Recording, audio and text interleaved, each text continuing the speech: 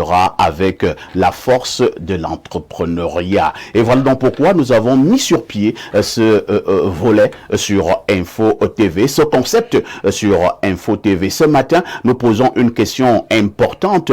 Comment sauver son entreprise de la faillite? Oui, au Cameroun, tout comme dans bon nombre de pays africains et même au niveau du monde, on a souvent vu des entreprises qui sont nées et qui ont même connu à un moment donné des années de gloire, mais qui sont tombées en faillite. Comment sauver son entreprise de la faillite? C'est la problématique essentielle de ce matin sur Espace Mini. Mais avant tout cela, on aura déjà accueilli comme d'habitude la très éblouissante Claudia qui nous amènera pour une très balade du côté des kiosques. Avant tout cela aussi, on aura déjà eu la dénonciation qui restera ce fait de société qui vous énerve. À notre niveau, nous avons le courage de l'opposer sur la table de débat et à la fin, nous proposons quelques esquisses de solutions. Naturellement, pour bénéficier de toutes ces délices, le canal 6 vous appartient. N'oubliez pas le canal 317 sur Canal Plus International. Alors là, vous serez à pic sur Info TV. C'est votre chaîne de télévision qui monte et qui monte encore. Docteur Thierry Ekoto, bonjour. Bonjour, parfait. Comment vous allez? C'est bien. Ça ne se voit pas que ça va très bien? C'est un plaisir. Ça va très bien. Hein? Okay, si on était au quartier, on allait dire je pète la forme. Pète la forme, ça se voit. Il y a du punch. Ouais. Il y a du punch. Tout à fait. Ah ouais, parce que pour être en sac de modérateur, il faut avoir la forme. Tout à fait. C'est pertinent. Docteur Thierry Ekoto est écrivain.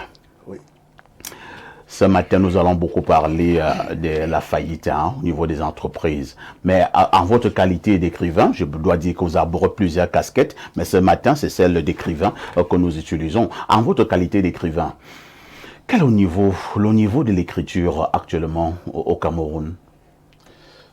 Bon, merci déjà, parfait, pour cette invitation. Nous sommes chez nous. Tout à fait. Et moi, j'ai toujours dit l'écrivain, c'est le médecin social. C'est celui qui dénonce, qui fait des propositions.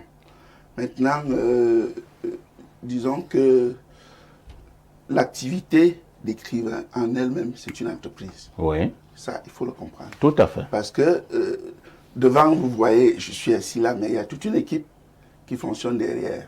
Il y a un éditeur, il y a des gens qui font dans les corrections et tout ce que ça va. Alors, l'œil que moi, en tant qu'écrivain, je peux apporter aujourd'hui sur le problème d'entrepreneuriat que vous posez, c'est disons qu'aujourd'hui les gens ne lisent pas assez. Les gens ne lisent pas assez, on se contente, n'est-ce pas, de ces courts messages que les gens diffusent sur les réseaux sociaux. Tout le monde est expert en tout. Tout le monde pense qu'il peut donner une leçon pour tout. Malheureusement, ce n'est pas comme ça que ça fonctionne. L'entrepreneuriat, il y a l'entrepreneuriat écolière et l'entrepreneuriat qu'on a fait, disons que, au quartier, comme on dit. Mais tout cela concourt, n'est-ce pas, à un objectif, la réussite. Nous pouvons écrire dessus, mais ce que nous allons dire concrètement, c'est qu'il y a des canevas qu'il faut respecter. Tout à fait. Voilà. Merci, docteur Thierry Ekoto, d'être là ce matin. En face de vous, nous accueillons celui-là qui nous accompagne tous les mardis de par son expertise, mais également son expérience. Il a réussi à avoir la confiance de la grande communauté des téléspectateurs. Ibrahim, bonjour et bienvenue au programme. Bonjour Pafa ici, bonjour à tous les copanélistes de ce matin. C'est un honneur pour moi. Bonjour à tous les millions de téléspectateurs. Comment vous allez ? Je me porte plutôt bien parce que justement je partage la connotation de mon homologue docteur. Je suis en train d'écrire un autre ouvrage qui s'intitule Le processus du millionnaire. Parce qu'aujourd'hui au Cameroun on est dans le statut étudiant-entrepreneur, université entreprise. Sauf qu'il faut bien que des ouvrages puissent montrer la voie en se servant aussi des icônes africaines. Ouais. Cette semaine, je suis tombé sur, lorsque j'écrivais, je faisais des recherches, sur un Zimbabwéen qui m'a impressionné, Steve Masiyiwa. Ce monsieur a défié le Zimbabwe en 1990. Il a voulu lancer une entreprise de télécom et il a demandé la licence à l'État et l'État lui a refusé la licence.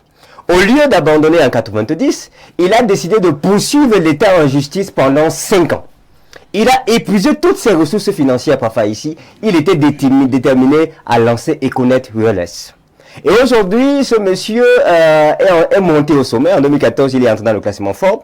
C'est quelqu'un dont la fortune est aujourd'hui évaluée à près de 1,7 milliard de dollars. Et quand on dit dollars, le dollar aujourd'hui, c'est 625,93 francs.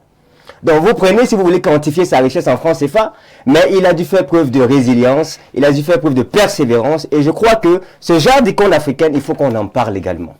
Ce genre d'icône africaine, il faut qu'on en parle également. C'est l'un des buts justement de ce programme, hein. Célébrer ces icônes, vanter ces icônes, et à partir de ces icônes, nous pouvons justement nous en inspirer. Merci Ibrahim d'être encore ce matin. Notre consultant est aussi en poste. Oui, Lodi, fils de Boumiebel, et restera le descendant de Omiobe alias Kastou. Pierre Blériot, mais bonjour. Qu'est-ce que vous feriez, Pierre Blériot? Ici, bonjour à nos millions de téléspectateurs. Je suis heureux d'être là ce matin. Je voudrais rapidement rendre hommage à une téléspectatrice du nom de Mendjamung Irène Sidouane, épouse Sandungu, qui a 1 an de plus aujourd'hui. Les démineurs lui souhaitent joyeux anniversaire. Alors, lorsque je l'ai fait, vous demandez ce qui me fait rire. J'ai passé une très belle nuit. Une très belle nuit. Ça a été. Oui. Il y avait un peu plus d'entrain. Oui, j'ai passé une belle nuit. Je me suis reposé. Je suis requinqué. Il y a eu de la nouveauté? Je suis requinqué, j'ai de l'énergie. C'est très important. Hein? Félicitations à celle avec qui vous avez passé la nuit. Non, je n'ai pas dit que c'était dû à quelqu'un. Mais pourquoi passer quand même belle nuit si qu'elle était à côté de toi qui vous met mal à l'aise? Vous n'allez pas passer une bonne nuit. Pourquoi vous êtes comme ça, Pierre? Est-ce que la femme l'a suivi ce que Pierre Blériot a dit? Non, je n'ai pas dit qu'elle n'a pas contribué. C'est pas grâce à quelqu'un. Vraiment, j'ai passé une nuit reposante. J'ai dormi. Je me suis senti un peu fatigué hier. J'ai beaucoup dormi. Et donc, je me relève le matin avec des énergies nouvelles.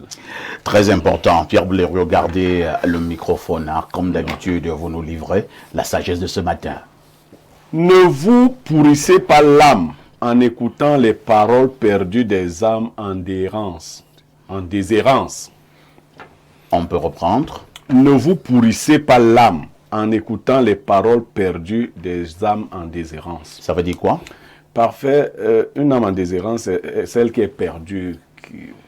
Je veux dire qu'aucune malédiction, aucune imprécation venant d'une âme qui est elle-même perdue ne peut avoir de l'effet sur vous. Donc, n'écoutez pas ces paroles de malédiction, ces paroles catastrophiques, apocalyptiques qu'on vous envoie, quand l'âme elle-même de celui qui envoie est une âme perdue. Je ne sais pas si ça vous fait penser à quelqu'un. C'est ciblé? Non. C'est une sagesse. C'est impersonnel. Oui, c'est comme la loi. Non, c'est comme ça. Sur Facebook, par exemple, il y a quelqu'un qui vient de m'insulter là. Il m'a dit que cette injure, c'est la sagesse du jour. C'est une âme, hein? Une âme en déshérence. Une âme perdue. Il ne faut pas prêter attention. Merci. Est encore attendu sur ce plateau Joseph Zambo. Mais qu'à cela ne tienne, marquons la première touche pause.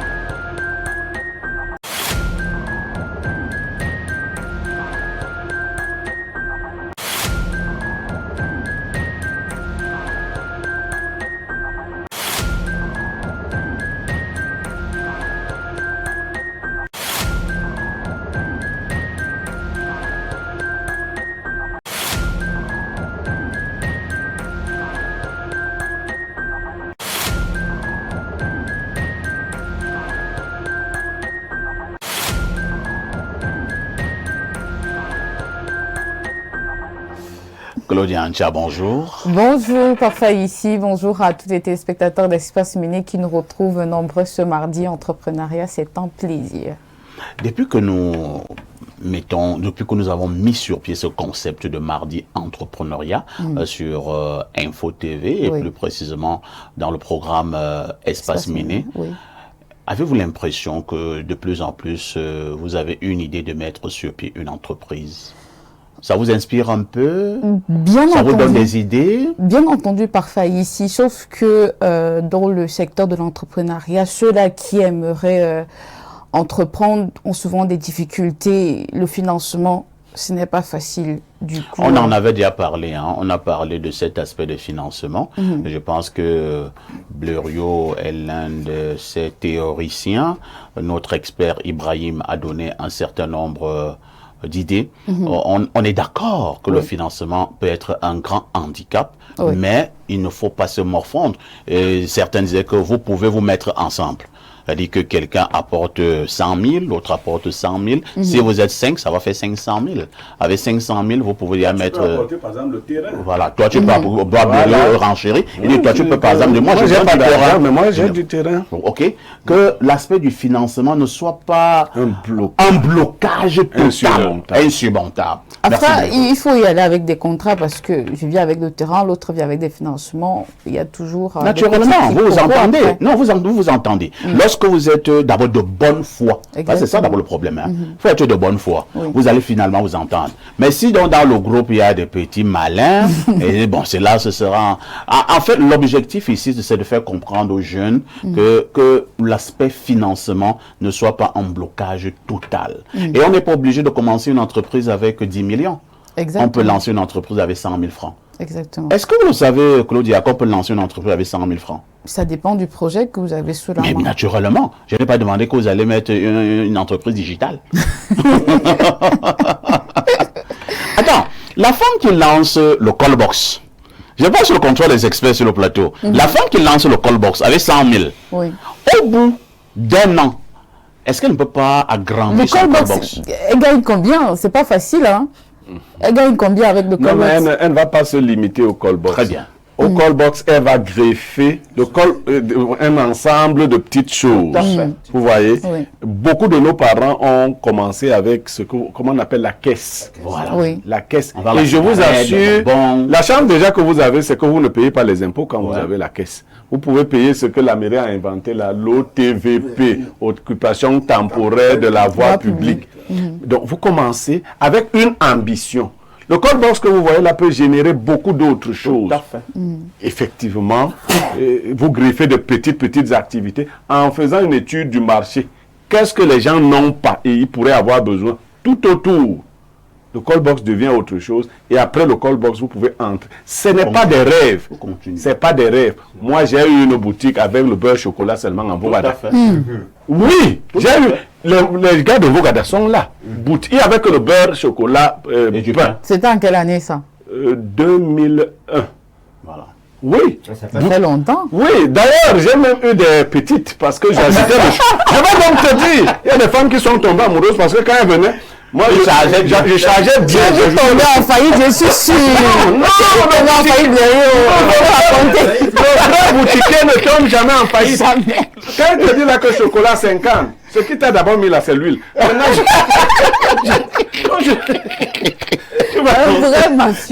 fais tout ça. Merci Blériot. Que non, il est dans les sectes. Oui, docteur Ekotor. Il y a quelque chose à l'endroit de notre sœur. Essayez de voir, Claudia, le nombre de personnes qui s'adonnent au travail de callbox. Lorsque vous voyez un engouement dans un métier, c'est qu'il y a du répondant dedans. Essayez de faire un tour. Elle est un peu guettée. Essayez de faire un tour. Je suis d'accord avec vous. L'évidence, elle est là. Ça veut dire que ça nourrit son nom. Peut-être avant, mais aujourd'hui... Non, je vous dis même qu'aujourd'hui... Ce n'était qu'un exemple. Hein. Okay, le but était de montrer qu'on peut aller d'une petite affaire et progresser. C'était un peu ça l'objectif. Ok, Claudia. Parfois ici, je m'en voudrais de ne pas parler de cette vidéo qui fait le tour des réseaux sociaux actuellement. Une affaire de corps, combien de maintenant sur le dollar? Cette fois-ci, c'est le poulet qui se fait démonter par un monsieur. Franchement, c'est totalement aberrant. Arrêtez avec ce genre de pratique. Ce n'est pas possible. Parfois, ici, ça donne la chair de poule. Tout à l'heure. Et puisqu'on parle de poulet, ça donne la chair de poule. Oui, tout à l'heure, Blériot, Castou a vu cette vidéo et franchement... Moi, je ne l'ai pas encore vu, hein. J'ai entendu parler, mais bon. Je vous assure, c'est glaçant. Qu'est-ce qu'il fait avec du poulet? Il est en train d'entretenir un rapport sexuel Il avec un démonte le poulet poulet. mort. Un poulet mort. Ah oui! Il va vendre au consommateur. Exactement, un poulet qu'il a pris la peine de nettoyer, Déplumer. de déplumer, etc. Le poulet est tout blanc, rien que la chair et tout. Il prend son engin, il enfonce ça dans ce poulet. Franchement, je vous assure que les images, ça donne... Incroyable. Nous ne sommes en sécurité nulle part. Ce n'est pas possible. Incroyable. Et donc, il y avait mes amis qui disaient récemment qu'eux, ils préfèrent manger des grillades et tout, mais rassurez-vous que même Il y a au niveau généralement des du poulet grillades, grillé.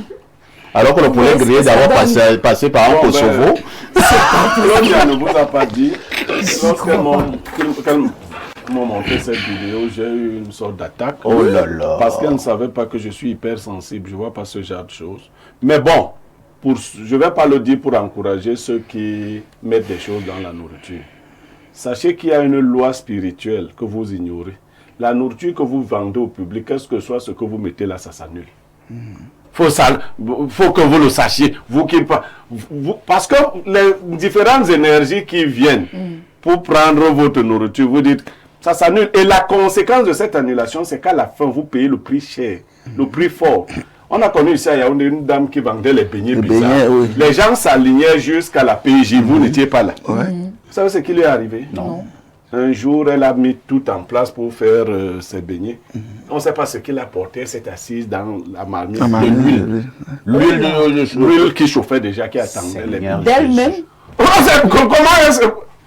Donc, faites attention. Vous vendez la nourriture au public. Les énergies viennent. La Bible dit. Mangez de tout ce qui se vend au marché sans vous enquérir de quoi que ce soit par motif de conscience. Comme les gens ne lisent pas. Donc, en fait, vous croyez que vous empoisonnez les gens, mais vous vous autodétruisez. Merci. Hein. Cela étant dit, je pense que nous allons faire un arrêt majeur cette semaine sur ce phénomène que je ne vais pas appeler nouveau. Non, il est aussi vieux que le monde. Oui. C'est simplement que, bon, de plus en plus, il Avec l'avènement des réseaux sociaux, Il est vieux. tout à fait. À mon époque, Quelqu'un fait ça, on ne peut pas l'arrêter, on le chicote d'abord. c'est une question. mais Parce qu'à un moment, on a l'impression qu'on poursuit le buzz en faisant des conneries pareilles. Quelqu'un prend, il fait ça et puis lui, il met en statut, il publie. On doit l'arrêter, on le chicote d'abord. c'est pas possible. C'est le- Ça veut dire c'est que le phénomène des que réseaux ces sociaux, gens en fait, vendent ça. en route. Non, franchement, On on va va faire parler, ces c'est- choses-là. Parfois, on achète du poulet chez un monsieur. Et maintenant, l'une des conséquences, conséquences, justement, Claudia et Blériot, le reste, c'est que, comme on a vu un monsieur faire ce genre de pratique sur un poulet, il y en a également qui vendent le même poulet, mais qui, eux, ils ne font pas ce genre de pratique. Oui, voilà. Maintenant, on a de plus confiance à quelqu'un. Maintenant, on ne sait même plus où on doit manger, où on ne doit pas manger. Nous ne mangeons plus. Carton non, rouge. Claudia, Carton non, rouge. Claudia, tu n'es pas spirituel. Je vous dis, faites les pratiques, vous qui voulez faire les pratiques. Vous recevez monsieur tout le monde qui vient, moi je viens, je vous donne mon argent. Je ne viens pas manger à crédit. Vous me donnez le poison, n'est-ce pas? Tout à fait. Vous pensez que... Renseignez-vous, tous ceux qui ont fait le commerce avec la magie. Sinistre Voilà un mal, idée. ouais. Renseignez-vous comment ça Ouais. s'est terminé. Ouais. Les femmes qui mettaient même les ceci, les caleçons, les ceci. C'est zéro. Il n'y a rien là-dedans. Il y avait une dame, hein, elle faisait les beignets au quartier Écono, il y a une quinzaine d'années. Oui. Elle mettait souvent son caleçon au fond de la marmite Ah, de oui. haricots. Elle avait une grosse bassine de haricots comme ça. Et qui finissait. Tant que sa bassine de haricots n'est pas finie, les autres femmes ne peuvent pas vendre. Et Ah, donc, bon? au fur et à mesure, elle sert, elle ne fait que reculer ses cellules-là, elle fait que reculer ses sous-vêtements. Un jour, donc, bon, parce qu'il y a toujours une fin, comme le le dit, il met dans la dernière louche pour servir un petit idée à la fin. Boum! Caleçon Dans en le l'air. plat, un caleçon en l'air de plat. Et tout le monde avait vu. Le client a dit, mais madame, c'est quoi ça? Elle voulait encore dire, non. On l'a attrapé. Le caleçon il était rouge. Et avec l'huile de haricot aussi. C'est pas possible. Pour ceux qui sont chrétiens, quand vous mangez, vous faites votre prière, les musulmans et autres, chacun fait ce qu'il a à faire.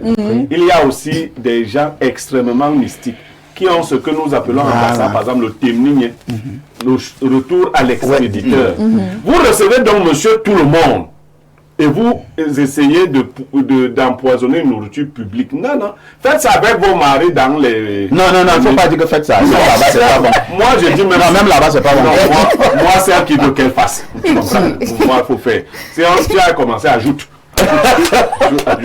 Ajoute. Même s'il te plaît, avant de... Oui, en quelques secondes. Oui. Il y a des gens qui sont, comme on dit chez nous, en commande. C'est-à-dire que ils sont fabriqués. Ne tente même pas une pratique contre celui-là. Tu vas voir. C'est-à-dire que ça se joue là, tout de suite. Tu finis de faire là. Tu vois seulement quelqu'un qui commence à marcher. Je vois les fantômes. C'est-à-dire que n'essaye même pas. C'est bien. Claudia, oui, parfait. Que disent les journaux? À la une ce mardi, par faille ici, séjour du SGPR à Koussery.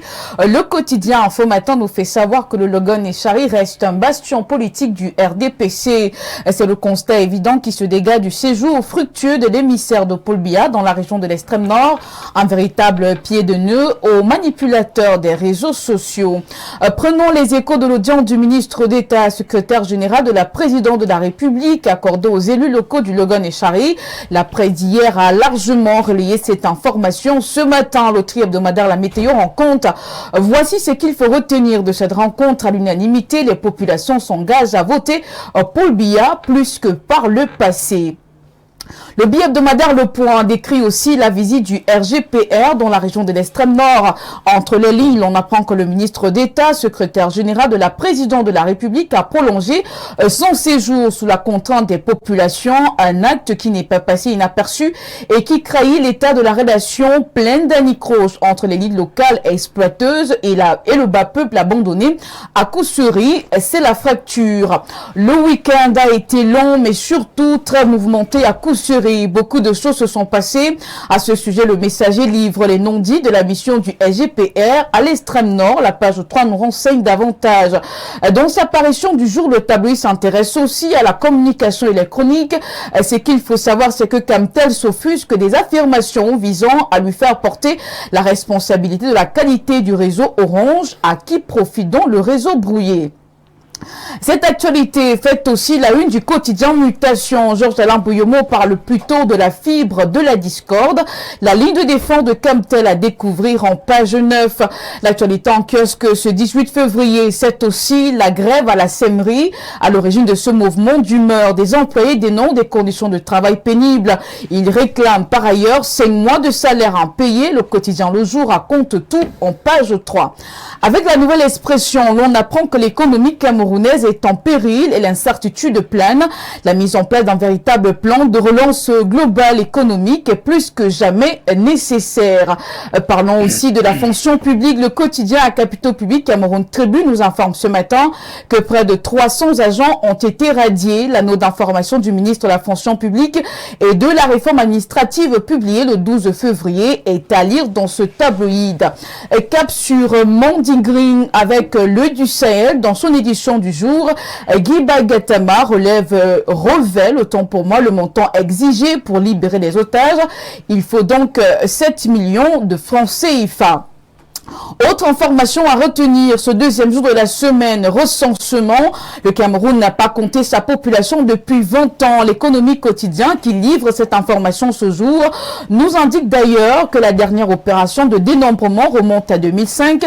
Ce qu'il faut savoir également, c'est que depuis 2015, le pays peine à estimer pour la 4e fois le nombre exact de ses habitants. Thierry Ekouti dans les raisons en page 3. Je clôture cette revue de presse avec le journal Défense d'Afrique. L'hebdomadaire fait des performances douanières sa grande une. Le tabloïd nous fait savoir que les recettes du secteur sont à hausse dans le Nord. En petite tribune, le tabloïd lance une alerte SOS Santé. Un citoyen a besoin d'aide. Le nommé Vendor Monetia Moïse est dans un état de santé alarmant dans un centre de santé à Ebolova. Ventre perforé d'un tube, le patient endure des douleurs atroces et a de la peine à s'alimenter.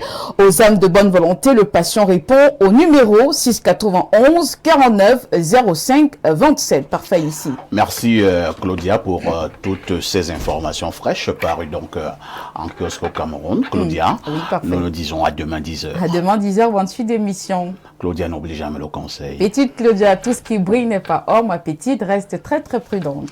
Merci. Nous allons également être de tout cœur avec la famille Atangana Kuna.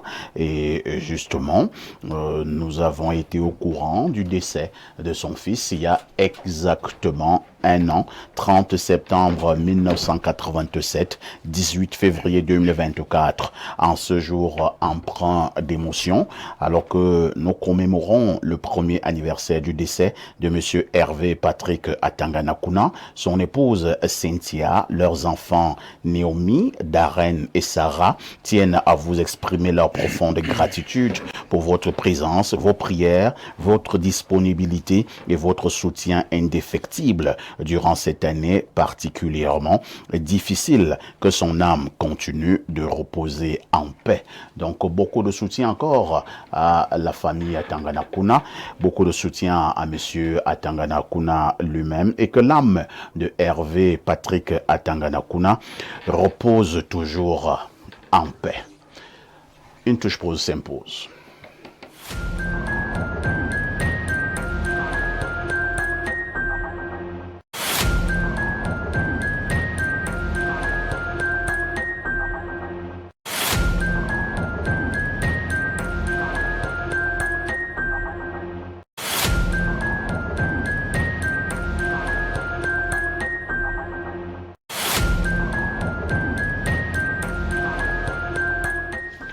Pierre Blériot, nous vous repassons le microphone comme d'habitude ce matin. C'est pour la dénonciation du jour. Alors, parfait, je commence à craindre que les gens ne viennent plus souvent me faire des dénonciations d'ordre social ou sociétal. Parce que de plus en plus, je retourne déjà les dénonciations contre les dénonciateurs. Alors, lui, c'est un magistrat qui m'a appelé. Oui. Il a souhaité que je dise qu'il est magistrat. Maintenant, là où il travaille n'est pas important. Il a une situation, lui, il croit devoir dénoncer. Il est marié sous le régime de la monogamie. Et il a fait des enfants avec une jeune fille, 2 enfants notamment, qu'il entretient. Il a dit à la jeune fille qu'il n'allait pas l'épouser. Et depuis un certain temps, sa femme a découvert qu'il avait cette relation. Et il a décidé de rompre la relation. Avec la fille de Avec dehors. la jeune fille, mais de continuer de s'occuper de ses enfants. Depuis 2 ans donc, il paye un logement à la fille, il lui donne le nécessaire pour les enfants, il s'en occupe quand ils sont malades, il paye l'école, il fait tout. Mais non plus de rapport intime. Toutefois, la jeune fille lui a demandé, il y a quelques mois, si elle pouvait se mettre avec quelqu'un d'autre. Parce qu'elle ne peut pas rester comme ça. Après 2 ans. Après 2 ans, il a accepté. Alors, la jeune fille est avec quelqu'un actuellement. Sauf que le monsieur estime que le garçon, l'autre monsieur, ne peut pas venir dans le domicile que lui, il paye. La jeune fille est embarrassée. Elle dit avoir des enfants en bas âge. Elle ne se voit pas en train d'aller passer des nuits dehors. C'est ce qu'elle lui a dit. Et elle veut donc déménager pour aller habiter avec son nouveau gars. Mon ami, mon frère magistrat, lui, il estime que ses enfants ne doivent pas vivre dans une petite maison, enfin, dans une maison qui ne correspond pas à ses aspirations, à son niveau, à son standing. Et donc, c'est lui qui est venu se plaindre. Il m'a dit que vraiment, c'est une jeune fille qui n'est pas correcte, qu'il ne sait pas ce qu'elle veut dans la vie et tout le reste.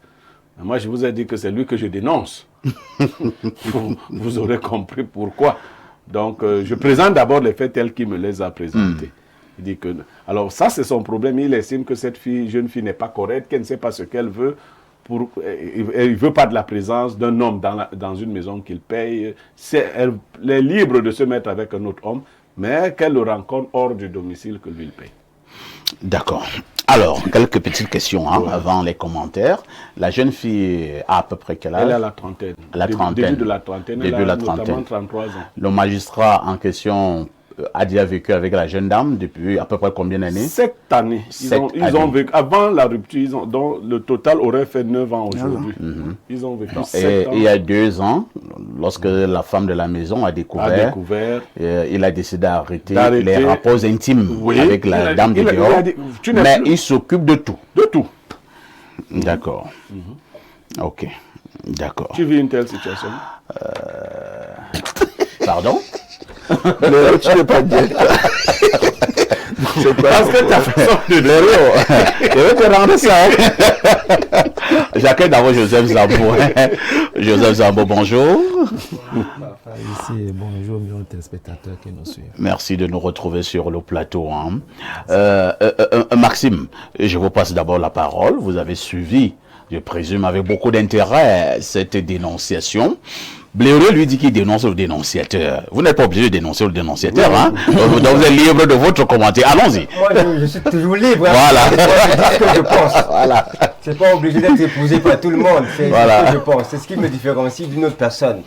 Mais ce matin, moi, je m'aligne au dénonciateur, là. Je t'ai dit que c'est lui qu'on doit dénoncer. Ah bon? Je vais peut-être aussi donner un conseil à la jeune dame qui a passé 7 années avec ce monsieur et qui s'est retiré. Laissez les hommes mariés tranquilles. Ah bon? Fuyez les hommes mariés. Ok. C'est le mari détruit.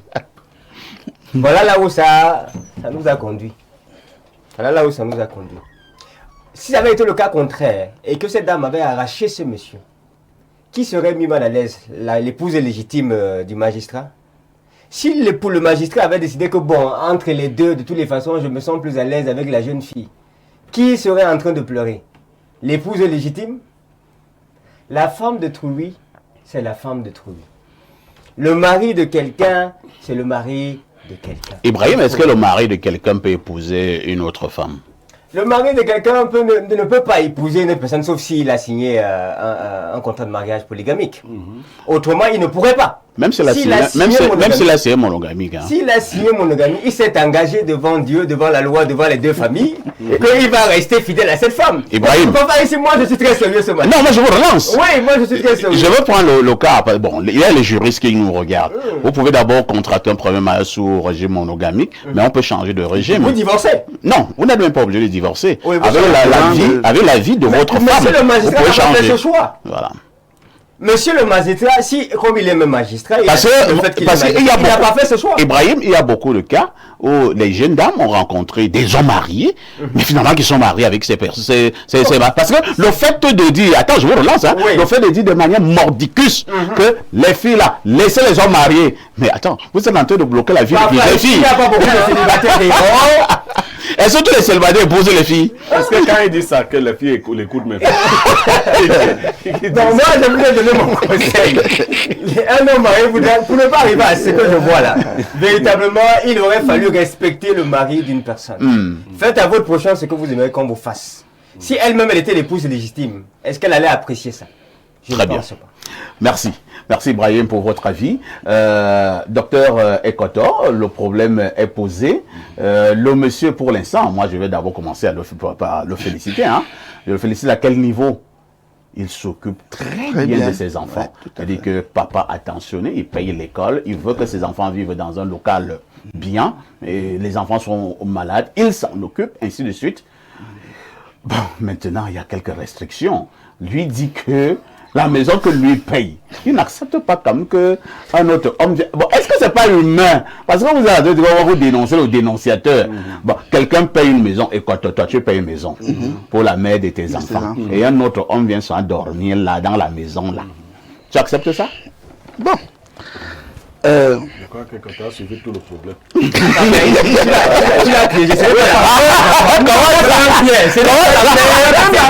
même la mère de ses enfants. Sauf qu'il a peur que la mère de ses enfants puisse aller habiter ailleurs. Il a abandonné. C'est la mère de ses enfants. Parfait, vous voyez, on ne va pas réinventer le monde. Et moi, je continue à vous dire que le nouveau monde culturel, en répétant le titre de mon dernier livre, c'est là où on va. On ne va pas réinventer le monde. Le monde existe avec ses choses. C'est-à-dire quoi? Le seul problème que nous avons aujourd'hui, ce sont les mentalités. Nos grands-parents, tu connais le nombre de frères que tu as eu quand papa... Pas du tout. Tu les connais? Pas du tout. Lui seul et ses frères connaissaient. C'est vrai. Pourquoi on veut jeter la pierre là où il ne faut pas? Petite anecdote. Un chef d'État africain, lorsque les histoires du chef d'État, d'un chef d'État de l'autre côté, s'est retrouvé avec une jeune fille dans un bureau. Quand c'est arrivé à son niveau, il lui a dit, ces choses-là, en Afrique, on ne les parle pas. On ne les parle pas. Nos grands-parents faisaient comment? Lorsque ta fille a des enfants que nous appelons affectueusement des enfants hors mariage, le grand-père en fait ses enfants. Le problème est réglé. Si toi qui fais les enfants avec la fille, tu veux continuer avec la fille, tu es libre. Le problème que nous posons ici, c'est aussi à un moment donné, nos sœurs, nos filles, qui ont le gros cœur, comme on dit. C'est-à-dire que tant que je garde les enfants avec moi, parfait va toujours me donner de l'argent, il va toujours s'occuper de moi. Sauf que quand un autre vient maintenant, Blaireau vient et dit que je fais comment? Tu veux manger le beurre et l'argent du beurre. Si elle veut assumer sa relation, bon, elle a un choix. Elle a un choix. Elle veut se marier, oui. Tu appelles la famille, tu assois le grand-père, la grand-mère, tu dis, moi, je change de couloir. Le gars va bien s'occuper de ses enfants étant chez les grands-parents. Ça a toujours été ça. Alors, je veux bien comprendre. Hein. Vous donnez quel conseil à la jeune dame? De prendre ses enfants. C'est pas la jeune dame qui est venue me voir. Hein. De prendre ses enfants, d'aller déposer chez ses grands-parents. Si elle veut se remarier, se refaire une... On n'est même pas sûr qu'elle ait encore des grands-parents. Hein. Donc... Est-ce que le monsieur laisse comme... Bon, est-ce que le monsieur sera d'accord qu'on a déposé ses enfants chez les grands-parents? Il peut trouver un arrangement.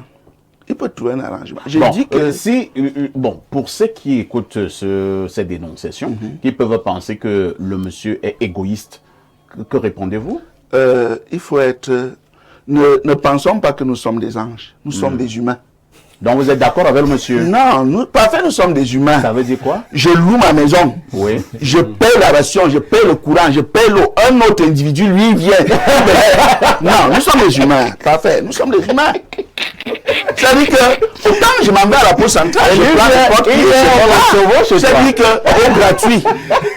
Au gratuit. Il a la femme, il mange la nourriture, il dort dans... Dieu seul le sait, parce que le gars... Lorsque tu entends... c'est tellement le lit là, ça veut dire que bien sûr. Tu as acheté un lit à la dimension de tes goûts. Et le gars, lui, il vient maintenant, il vient se coucher là. Il regarde ta télé, quelqu'un lui dit, il couche ma femme, il regarde ma télé, c'est pas possible. Hein? Mais non. Faisons les choses autrement. Merci. En plus, il porte tes vêtements. On fait ça comment? Non, moi de tout cœur, je suis avec... le monsieur. Ouais, vous êtes avec le monsieur. Bon débat. Il y a deux camps. Alors, Joseph Zambo, vous vous situez à quel niveau? On doit dénoncer le dénonciateur ou alors un peu de bémol? Si seulement cette affaire n'était pas à la télé. Tu allais donner ton vrai avis? Ah non, vous êtes malade là. De toutes les façons, je pense quand même que tout être humain a un cœur. Et je ne vois personne aussi sans que tu puisses être, de mettre autant de confort pour tes enfants. Et après, quelqu'un d'autre vient. Déjà, tu n'es pas sûr de la sécurité de tes enfants. Tu n'es pas sûr que si les 10 000 que tu donnes habituellement, ces 10 000 vont encore aller directement à tes enfants. À tes enfants, parce qu'il y a un nouveau patron. Ça doit être une situation difficile. D'où la femme, dans ce genre de cas, doit faire le choix de la disposition des enfants. Soit ils ramènent les enfants auprès de leur père, et le père trouve comment les encadrer, ou soit elle et le père trouve l'endroit le plus approprié pour mettre les enfants, afin qu'elle soit libre de savourer son nouveau mariage. Sinon, il y aura toujours le paradoxe de la position des enfants. Il y aura toujours ce conflit. Voilà. Pierre Blériot, on connaît déjà ta position. Maintenant, est-ce que c'est aussi facile pour cet homme d'accepter véritablement ce que certains peuvent dire que non, il est ci, il est ça, alors qu'il reste d'abord un humain? Alors, vous savez, c'est peut-être de la prétention, mais la sagesse dans les problèmes humains n'est pas toujours facile à trouver. Prenez seulement les propos de Zambo. Il a semblé dire que le monsieur veillait plutôt sur ses enfants, n'est-ce pas? Est-ce que ce sont ces enfants qu'on vient coucher quand... Non, la vérité ici, c'est qu'il aime toujours la fille. Voilà. Et il met la barrière. Mais pourquoi voilà. En fait, il ne sait pas ses enfants qu'il défend. S'il aime trop ses enfants, il les prend, il les met chez lui. D'accord? Il libère la fille d'autrui. Il utilise ses enfants comme élément pour rester en connexion. Qui va enlever l'onkan de cette fille depuis 2 ans? Lui, parce qu'il a peur. Ça veut dire qu'on va enlever l'onkan. C'est comme ça. C'est dans quelle langue ça? Une langue du Burkina Faso. Lui, il dort bien avec sa femme tous les jours parce qu'il a peur de son mariage, il a peur de le rompre. Il n'est pas suffisamment bantou pour dire à sa femme que je t'ai épousé. Cette fille-là, c'est aussi ma femme. Et donc, c'est comme ça qu'il devait résoudre ça. Vous comprenez? Continuer d'être avec cette fille-là, de s'occuper de ses enfants et de sa femme. Puisqu'il n'en a pas le courage, il n'a pas les C-O-U-I. Il n'a pas ça. Puisqu'il n'a pas ça pour assumer, qu'il libère la fille de Trouille. Bel Katobi a une chanson. Jeune homme, si tu ne m'épouses pas, ne me pourris pas la vie. Arrête tes scènes de jalousie. Wasson me balente mes cousins. Bimei, bimei. Épouse-moi. Je te savais pas. Ah oui, mais je le suis. J'en ai marre. Tu peux pas, toi, tu dors toutes les nuits avec ta femme et tu viens aussi surveiller. Maintenant, je dis même que je pardonne dans la pauvreté de ce gars, entre guillemets. Tu refuses. Tu prétends que c'est le luxe. Si tu veux que tes enfants vivent dans le luxe, tu les ramasses, tu les envoies dans le grand luxe dans ta maison. La maison. Sinon, moi, la jeune fille, si tu refuses de payer la maison, je pars avec mon nouveau mari dans la maison qu'il peut payer. Si tu veux la femme, prends la femme avec ses enfants. Tu expliques, c'est pas ta femme qui t'avait commissionné pour aller faire les enfants là-bas. Voilà. Donc tu assumes ce que tu as commencé. C'est ce que je lui dis. Donc pas les petits jeux. Rentre, reprendre ta femme. Tu chasses le type là qui est... En fait, le type là n'était que, je sais pas, une sorte de roue de secours. Parce qu'il y a l'onkan qui est là-bas. Peut-être c'est un moyen de pression. Prends ta Est-ce femme. qu'il faut même également dire que quelque part, Blaireau, je te relance, même cette femme même aime encore ce monsieur. Bien sûr! La femme a quand même fait 2 ans. Attends, parfait. 2 ans. Et la femme vient même lui dire que bon, comme toi tu ne veux plus avoir ces choses, est-ce que tu peux m'autoriser à prendre un autre homme? C'est une preuve quand même que cette femme d'abord respecte ce monsieur. Et peut-être même que cette femme, elle l'aime même. Elle le respecte. C'est le monsieur qui n'a pas suffisamment de quelque chose en main pour assumer ses prises de position. Tu as commencé une affaire. Tu l'assumes. C'est d'autant plus qu'il y a même 2 enfants dans cette affaire. Quand vont devenir ces enfants, lorsqu'ils vont envoyer leur mère balader, ils auront pour père qui? Non, vraiment, va assumer ton 2e mariage. Moi, c'est aussi simple que ça. Merci. Lisons les nombreuses contributions des téléspectateurs. Bonjour, parfait ici. Je voudrais tout simplement dire que notre société est devenue égoïste au point où les uns et les autres ramènent tout à eux. Ce monsieur est tout simplement égoïste et il veut détruire la vie de cette jeune femme. S'il aime ses enfants et la femme avec, et qu'il a fait... qu'il a fait des enfants, et qu'il la libère, qu'il prenne ses enfants et qu'il puisse les confier à un membre de sa famille pour laisser la jeune femme aller refaire sa vie, puisque lui, il ne peut pas épouser cette femme. C'est Ngonobilo à Pierre Ulrich depuis Oyomaban et qui envoie ce message. Bonjour le panel. Concernant la dénonciation, je pense que pour ne pas retenir la femme, il devrait juste récupérer ses enfants chez elle, car aucun homme ne peut accepter payer pour un adversaire. Maintenant, il doit voir comment et dans quelle mesure la petite pourrait avoir accès aux enfants, mais qu'il prenne ses enfants si la petite est d'accord. Autre message ce jour, et là c'est le 222. Il s'agit de quel pays là? Mauritanie. C'est la Mauritanie. Que dit le téléspectateur de la Mauritanie? Bonjour Monsieur Parfait Haïssi, le Rigobert Son de la modération et Homme Sangay Yamending de la consultation. Monsieur Parfait Haïssi, je vous souhaite beaucoup de courage pour tout ce que vous faites. Je profite aussi pour dire au PDG qu'il a beaucoup fait pour Info TV et beaucoup reste encore à faire. Bonne émission. Merci. Autre message ce jour. Bonjour. Bonjour à tout le panel. Pour la dénonciation, le monsieur n'est pas sérieux. Il aime encore la fille. Il utilise les enfants pour prétexte, même s'il s'en occupe. Et si ce sont ses enfants, mais qui sont réellement au centre de son intérêt, qu'il récupère donc les enfants et les assume pleinement chez lui. Et s'il est vrai envers lui-même, c'est un égoïste pur. C'est The Collins depuis Bastos et qui envoie ce message. Autre message ce jour. Alors, nous allons prendre lequel? Foisonnement de messages. Je pique celui-ci. Alors, Madame Anne de Damas dit ceci. Bonjour le Balthazar de l'information.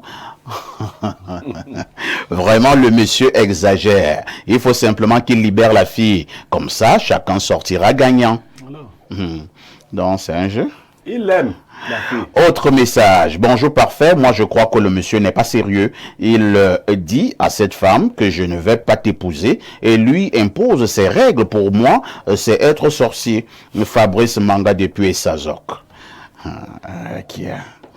Bonjour le plateau, belle émission comme toujours. Par rapport à la dénonciation, Parfait, ce que vous avez dit par rapport au changement de régime n'est pas vrai, car avant, il faut divorcer. Ne trompez plus les femmes. Vous racontez des histoires, j'insiste. Je dis qu'avec l'accord de la première femme, vous pouvez changer un régime. Bien sûr. Qu'est-ce qu'il raconte? Vous racontez des histoires. Pas attaquer un régime. Vous parlez même de quoi? Moi, j'ai des cas. Il y a des cas aussi à la télé. Je vous voulais comment citer les cas. On attaque un régime matrimonial. Alors, allons au 213. C'est l'Algérie. Bonjour, perfecto, le corps arraché plus bâton de manioc de la modération. Quel genre de le corps La suite, il dit ceci. La vraie sorcellerie, c'est quand tu ne veux pas épouser une femme et tu lui interdis d'épouser un autre homme. Ce magistrat est tout simplement un vampire. S'il a signé monogamie ou alors s'il s'est marié tôt en signant les documents à la mairie sans lire le contenu, ça c'est son problème. Qu'il ne vienne pas déverser sa sorcellerie sur l'enfant d'autrui. Mais 7 ans de relation sans le mariage. Donc, comme ces magistrats ont le droit d'envoyer les gens en prison pour 7 ans, et pas, laissez le monsieur donner son message. Non, le monsieur n'a jamais mis en avant le fait qu'il était... Je vous dis, non. Le monsieur de l'Algérie a son mot à dire. Oui, mais... Alors, il dit... Donc, comme ces magistrats ont le droit d'envoyer les gens en prison pour 7 ans, ils pensent qu'ils ont aussi le droit de mettre le cœur et les sentiments des gens en prison. Et qu'ils libèrent la fille d'autrui, Minalmi. Autre message ce matin, pluie de messages comme d'habitude. Allons au 234. Le 234 Blériot, c'est le Nigeria. Que dit le téléspectateur du Nigeria? Bonjour Parfait, c'est Roland Bidaï Somba depuis le Nigeria. Cet homme est encore amoureux de la fille. Il veut faire ces choses et en même temps contrôler la femme. Non, il faut qu'il assume. Allons au 212. Blériot 212, c'est le Maroc. Que dit le téléspectateur du Maroc? Bonjour Obelka Tobi de la modération devant les valséros du micro.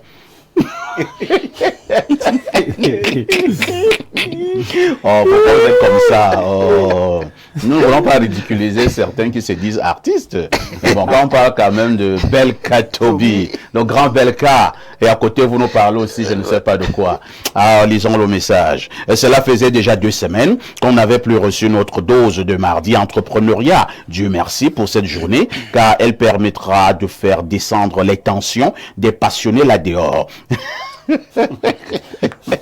Je suis venu faire une demande. Pourrais-tu cette fois-ci inviter la bellissime Charlotte Panda ce vendredi ou un autre? Il faut que l'on nourrisse nos yeux de sa beauté pure, que nos oreilles se laissent bercer par sa douce voix, et que nos cœurs puissent battre de passion pour son charisme et que nos esprits puissent s'inspirer de son inspirant parcours. Pour finir, voici la sagesse du jour. Si ton ami te dit qu'il veut une femme comme la tienne, sache qu'il veut ta femme.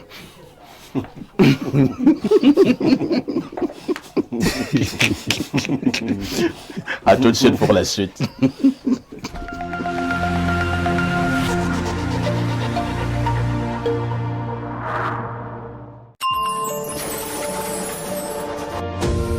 Le luxe, le chic et le beau à votre disposition grâce à la Société immobilière du Cameroun qui met à votre disposition au quartier Hippodrome à Yaoundé la résidence L'Infundi. La résidence L'Infundi. La résidence L'Infundi est un immeuble constitué de 152 appartements au standing de type T1, T2, T3, T4, T5 et T6 avec des surfaces utiles allant de 18 à 445 mètres carrés et d'un espace de commerce d'une surface globale de 954 mètres carrés. La résidence L'Infundi, c'est 4130 mètres carrés de parking pour 134 places, 3070 mètres carrés d'espace commun, 4 ascenseurs, 2 groupes électrogènes de puissance globale de 800 kVA, un forage, un système de sécurité incendie, une bâche d'eau et une station d'épuration. Réservez et achetez dès maintenant votre appartement au standing ou votre espace de commerce. Pour toute information, contactez la division commerciale et marketing de la SIC au numéro 695 89 98 49. 695 89 98 51. Société immobilière du Cameroun, la volonté de mieux vous loger. Mesdames, mesdemoiselles et messieurs, voici une information que vous ne connaissiez peut-être pas. Du vendredi 21 au dimanche 23 février 2026, l'apôtre Charles Basso arrive au Cameroun, à la cathédrale Autonome Golfou, pour la destruction des malédictions générationnelles. Le temps est venu où, quelles que soient les malédictions de ton ascendance, quelles que soient les déclarations de tes ancêtres, l'état de putréfaction des démons familiaux dans ta vie, la main de Dieu les mettra totalement hors d'usage à travers un homme qui a traversé les continents avec des résultats palpables dans l'exercice de la puissance et la manifestation de l'onction. L'apôtre Otto Charles Basso et bien sûr l'aigle royal du ciel, la prophétesse Blandine Basso. Du jeudi 20 au dimanche 23 février 2025, destruction des malédictions générationnelles au 653 76 16 54 683 82 36 26.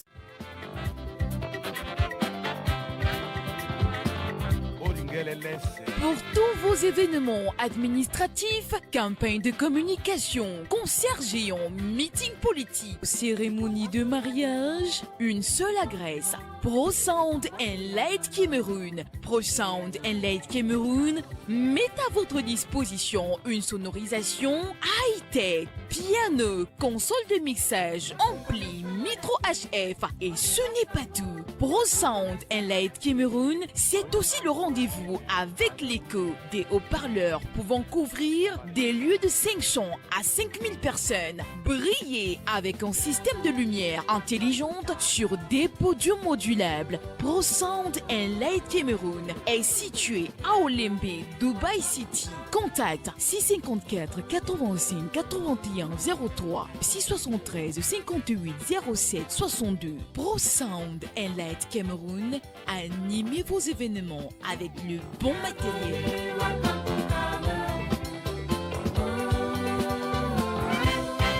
Vous souffrez d'hypertension, mal de nerfs, d'arthrose, infertilité et de la longévité.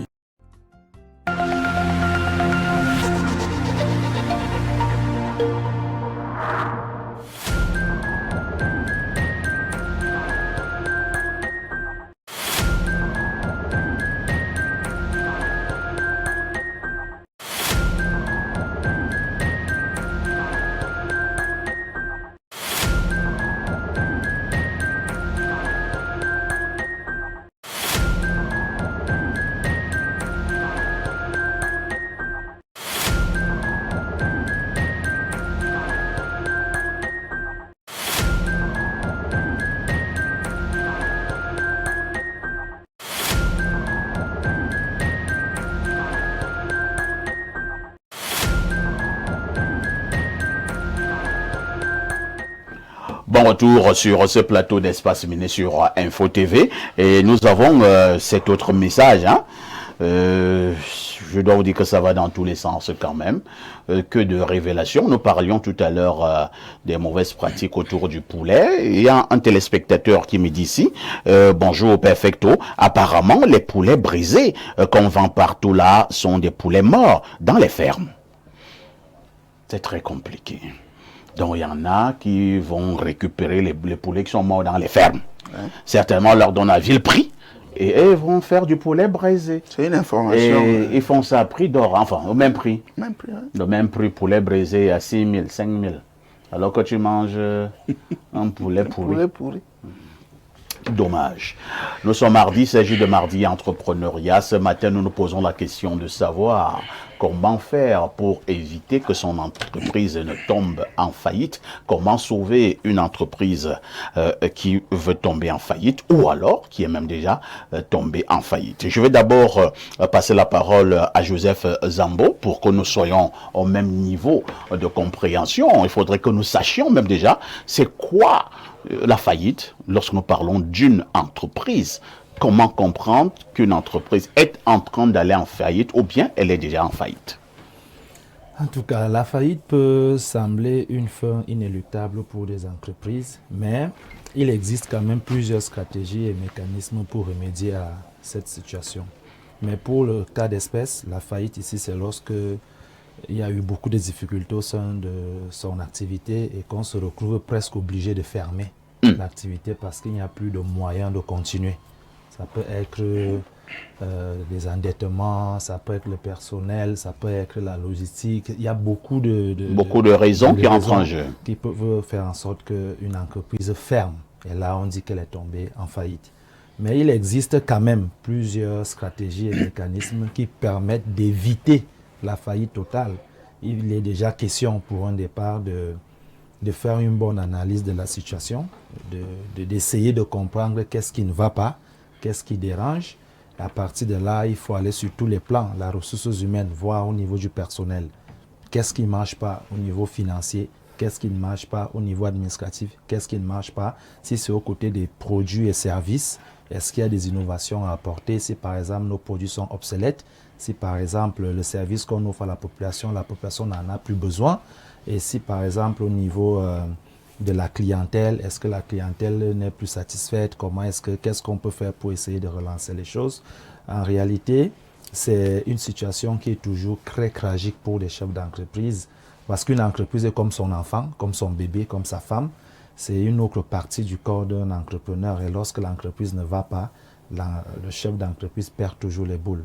C'est pour ça que ce thème a été élucidé aujourd'hui pour qu'on essaye de sortir des bonnes idées. Merci. Ibrahim, vous qui êtes également expert en entrepreneuriat, si jamais vous avez quelques compléments d'informations pour la faillite, il faudrait que nous comprenions très bien ce qu'on entend par faillite lorsque nous parlons d'une entreprise. Et maintenant, vous allez poursuivre. Est-ce qu'il y a des mécanismes qui peuvent être mis sur pied pour éviter qu'une entreprise ne tombe en faillite? Merci Pafa ici pour la parole donnée. Je voudrais d'abord, pour être un peu plus simpliste, dire que la faillite en fait c'est une situation financière dans laquelle une entreprise ou un individu devient incapable, n'est plus capable de tenir à ses obligations financières et à ses dettes. Lorsqu'on est dans une situation où quelqu'un ne peut plus payer ses salariés, gérer les charges qui l'incombent et qu'il ne peut plus rembourser les dettes, on dit qu'il a fait faillite. On pourra donc parler, grosso modo, de trois types de faillite, parce qu'il y a une relation entre la faillite personnelle, la faillite d'entreprise et puis la faillite frauduleuse. La faillite personnelle, c'est quand même monsieur, parce qu'il y a même des gens qui sont à la maison qui sont en faillite. C'est-à-dire qu'ils sont dans une situation où ils sont incapables de rembourser leurs dettes ou de gérer les charges financières de leurs obligations naturelles. Ces hommes-là, premièrement, sont en faillite. Et quand c'est la situation d'une entreprise qui ne peut pas payer ses salaires, gérer ses charges, assurer le bon fonctionnement, le déroulement avec tout ce que ça compte, et qu'elle ne peut pas rembourser ses dettes, et ben elle aussi, elle a fait faillite. On parlera troisièmement de la faillite frauduleuse. Lorsque une personne ou une entreprise déclare qu'il a fait faillite juste pour ne pas payer les dettes et les obligations qu'il a. Une fois que ceci est dit et qu'on a bien compris la situation que beaucoup de personnes, que ce soit des entrepreneurs ou des individus, traversent, il serait intéressant de dire qu'avant même d'assister à cette situation-là, de faillite ou il y a ce qu'on appelle des avant-coureurs, des événements avant-coureurs, qui peuvent vous indiquer comme mon type. Y a-t-il des indicateurs? Tu risques de faire Faillite. On parlera à ce niveau de 3 types d'indicateurs. On peut parler des indicateurs financiers, c'est-à-dire que là, on va étudier le cash flow, c'est-à-dire le flux de trésorerie de ton entreprise, les entrées et les sorties. Et là, tu commences à constater que d'après le rapport, on t'a dit, écoutez, on a fait sortir 10 millions, il y a seulement 3 millions qui sont entrés. Ce jeu-là est en train de te prévenir d'un certain nombre de choses. On commence à évaluer, est-ce que les bénéfices sont croissants, est-ce qu'ils sont décroissants, qu'est-ce qu'on a exactement encore dans les caisses. Avec ce qu'on a exactement dans les caisses, avec la charge salariale qu'on doit payer, on sait déjà à l'avance que si ça continue comme ça dans 5 mois, 6 mois, les employés n'auront plus de salaire. On va assister à une crise. Mais je ne sais pas pourquoi les Camerounais ils ne connaissent pas considérer les indicateurs, les événements avant-coureurs qui vous préviennent que vous risquez de faire faillite. Vous avez des indicateurs financiers, vous avez des indicateurs opérationnels, c'est-à-dire qu'au niveau de votre production, vous êtes dans une entreprise, les appareils commencent à se gâter, on ne produit plus autant, on se rend compte que sur le plan commercial, on a de moins en moins de clients. Ça, c'est des indicateurs opérationnels qui vous rassurent que mon ami, la faillite n'est plus loin. Et ensuite, les indicateurs humains, où là, on assiste à un burn-out de la part des employés ou alors des plaintes, des murmures, le manque de satisfaction. Tous ces indicateurs sont en train d'alarmer l'entrepreneur pour lui dire, mon ami, tu n'es plus très loin de la faillite. Mais je voulais, pour conclure cette première prise de parole, dire que, comme Winston Churchill l'a dit, le succès n'est pas final et l'échec n'est pas fatal. Ce qui compte, c'est la capacité de se relever et de continuer. Donc, c'est pas parce qu'on est en train de décroître qu'on va croire que c'est fini. La plupart des entreprises qui ont fermé sont celles qui ont abandonné. Le succès, quelquefois, l'échec, quelquefois, c'est l'opportunité de recommencer plus intelligemment. Tout simplement. Je voulais m'arrêter d'abord à ce niveau. Merci, Ibrahim. Docteur Ekoto, au moment où nous parlons donc de cette faillite, je pense que nous sommes un peu plus édifiés sur le terme faillite lorsque nous parlons des entreprises. Maintenant, bon nombre, on observe souvent ces indicateurs qui démontrent qu'une faillite est en préparation. Oui. Mais pourquoi avons-nous souvent l'impression que certains chefs d'entreprise ne prêtent pas attention à ces indicateurs-là? C'est l'arrogance ou alors c'est tout simplement de l'ignorance? Ok, merci. Parfait. Vous savez, d'entame, j'ai évoqué quelque chose là. Il y a des gens qui se retrouvent dans l'entrepreneuriat. Disons, je ne veux pas insulter les gens quand je vais dire par esprit d'aventure. Comprenez? La faillite, comme l'a dit le confrère là, tout à l'heure, elle sévit. C'est-à-dire que tu sens que cette femme, elle n'est plus avec moi. Ah, il y a aussi les faillites là-bas? Oui. Ah bon. La faillite sentimentale. Donc quand une femme veut partir, non, tu vois, mais, et c'est là où je viens, c'est dit que il y a d'abord le tout premier facteur, c'est j'assume le leadership dans tel groupe et dans tel domaine, je reste là. C'est-à-dire que l'impression de maintenir le leadership sans toutefois analyser les effets réels sur le marché. C'est-à-dire que je fabrique le meilleur pain, personne ne peut me concurrencer, sauf que tu n'es pas sorti pour regarder si Blériot n'a pas copié ton pain et l'amélioré. Tu es conscient que les ventes sont en train de baisser, mais tu veux demeurer, n'est-ce pas, dans l'entêtement. Non, tout le monde sait que je fais le meilleur pain, donc vraiment, il ne peut rien m'arriver. Parfois, tu te mets à accuser le personnel, tu te mets à accuser les fournisseurs qui sont gourmands, qui sont si. Or, la faute, c'est toi. Parce que tu restes dans, comment, je vais utiliser une expression, la vantardise de dire je suis meilleur. L'orgueil. L'orgueil, merci. Tu restes dans l'orgueil. Et lorsque ton orgueil te rattrape, inéluctablement, tu tombes. Tu tombes. Maintenant, il faut, dans un deuxième temps, le problème c'est quoi? Il faut savoir remettre en cause les produits de ta structure. Chaque produit a une durée de vie sur le marché. Aucun produit n'est éternel. Or, je voudrais citer un cas de transfert d'argent électronique qui faisait son beau temps à une époque là, où on te demandait de regarder... Il y avait une abondance de couleur bleue. Oui, on te demandait de regarder s'il y a la virgule dans le nom de ton arrière-grand-père. Un point sur le i. Oui, de ton arrière-grand-père. Alors, on te dit, on ne te paye pas.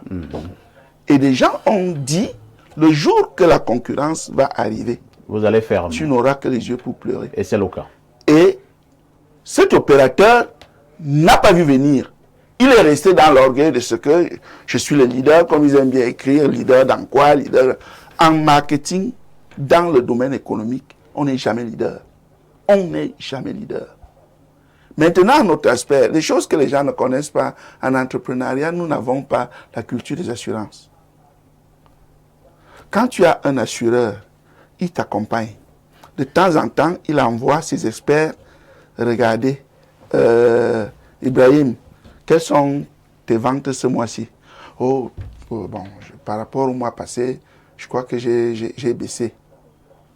On appelle un expert qui vient comprendre pourquoi tes ventes ont baissé. Les assureurs savent faire cet accompagnement-là. Malheureusement, nous, on fait ça de façon intuitive et dans ce monde-là, ça ne pardonne pas. Merci. Dans ce monde-là, ça ne pardonne pas. Pierre Blériot-Niamec, y a-t-il des grandes raisons, des raisons principales qui conduisent inéluctablement à la faillite lorsqu'on est chef d'entreprise? Parfait. Ici, les trois là, c'est des gens qui ont étudié beaucoup de choses à l'école et qui les présentent très bien. Et je vais vous montrer des choses simples que vous voyez souvent. Il y a ce que j'appelle l'effet de l'éléphant dans une entreprise. Toutes les entreprises qui vont présenter le visage que je vais vous décrire là vont faire faillite, sans exception. C'est-à-dire lorsque les sources de financement d'une entreprise sont extérieures à la capacité de productivité de l'entrepreneur, il va faire faillite. Il n'y a rien à faire. Ça veut dire, je lance une industrie, par exemple, agricole. Un ami me dit, bon, moi j'ai des machines en Suisse là qui traînent, je vais te les envoyer. Je ne connais pas la valeur monétaire de cette machine. Il m'envoie des machines qui ont une valeur de 300 millions. Je les mets dans mon entreprise. Vous voyez que la source est extérieure. Je ne suis pas le producteur. Ces machines qui sont venues vont m'obliger à recruter un certain personnel qui va devoir gérer ces machines. Le niveau réel de mon entreprise, ce n'était pas encore celui-là. C'est-à-dire mon entreprise n'a pas évolué pour atteindre ce niveau-là. Moi-même, je ne me suis pas mis à niveau. Qu'est-ce que ces machines vont faire? Elles vont imposer l'industrialisation, la transformation. Je vendais mes ananas. Je crois que non, je suis dans un industriel. Il faut transformer. Je vais donc recruter Ibrahim. Au quartier, on va dire, oh, mais c'est beau. Je vais recruter docteur pour... Allez, on va... Mais on n'a pas pu préparer cette évolution. Ou encore, un ami décide de payer pour toi les factures. C'est compliqué. Là, il est en train de préparer ta chute. Tu crois que c'est une bonne nouvelle? C'est-à-dire que, oui, il te fait des levées de fonds de 20 millions, ici, 30 millions par là. Tu commences à engraisser ton entreprise. La plus grande raison, la plus grande cause d'échec des entreprises, c'est que les entreprises n'évoluent pas par leurs moyens propres. Dans le cas du Cameroun, vous avez les lignes 94, les gens disent qu'on te donne l'argent. Non, l'argent vient, l'argent entre. Le soutien au développement. Oui, il faut dire au Cameroun, c'est des lignes normales pour soutenir. Mais est-ce que les gens sont accompagnés? Mais pourquoi elles ne me soutiennent pas? Tu n'as pas demandé? Bon, tu n'as pas. Vous êtes sûr? Bon, tu n'as pas. Tu n'as pas demandé. Parfait, tu n'as pas demandé. Si tu veux, moi je vais faire qu'on te donne. Merci. Mais quand ces argents viennent comme ça, sans que l'expertise accompagne le financement, ce qui se produit, c'est que l'entreprise artificiellement gonfle. Alors que réellement, elle n'a pas ce niveau. Quand la réalité commence à la rattraper, donc, on ne va pas te soutenir tout le temps. Tu as donc, La tu maintenance, vas avoir une entreprise l'équipement, qui avait 200 personnels. La maintenance des appareils, nous venons de dire, tu as eu un don d'un appareil qui coûte 300 millions que tu n'as pas acheté, donc ton capital ne permettait pas d'acheter. Quand on va te dire que la maintenance de cet appareil pour cette année, c'est 25 millions, tu n'as pas les 25 millions, ce n'est pas l'ami là qui va t'envoyer les 25 millions. Tu vas aller puiser maintenant dans la production propre de l'entreprise. Tu vas commencer à chuter. Et comme tu ne veux pas admettre ton niveau réel, si j'avais pris par exemple une agence de transport, si on t'a fait cadeau des cartes de transport, c'est dangereux. Parce que si tu avais commencé par un car et tu avais vu comment on fait pour acquérir le deuxième car, ainsi de suite, tu aurais pu structurer ton entreprise. Qu'est-ce qu'il te faut faire maintenant? Il faut provoquer toi-même rapidement ta faillite. Ça veut dire quoi? C'est une technique. Il faut que toi-même, tu comprennes que si j'attends, ce sera la grande honte. Est-ce qu'il y a quelqu'un capable d'utiliser ces appareils ici? Tu les lui vends. Oui. Est-ce qu'il y a quelqu'un capable de reprendre mes champs d'ananas? Tu les lui vends. L'argent que tu en tires, tu vas créer une nouvelle entreprise. Tu vas d'abord libérer ton passif. Tant qu'il est temps. Parce qu'il y a un temps qui te permet de gérer encore le passif.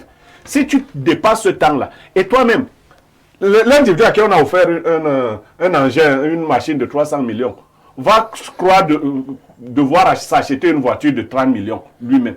Tu ne mérites pas encore une voiture de 30 millions parce que ce n'est pas ton entreprise qui produit cet argent. Il va donc falloir que tu te débarrasses de cette voiture de 30. Si tu crées cette faillite-là au bon moment, tu peux renaître sous ton vrai niveau et lancer tes entreprises. Mais si tu t'agrippes à ce qu'on va avoir honte, oh j'aurais honte, ça peut même être un collaborateur qui rachète ces choses. Hein. Merci bien. Bonjour, parfait ici, ainsi qu'à votre panel.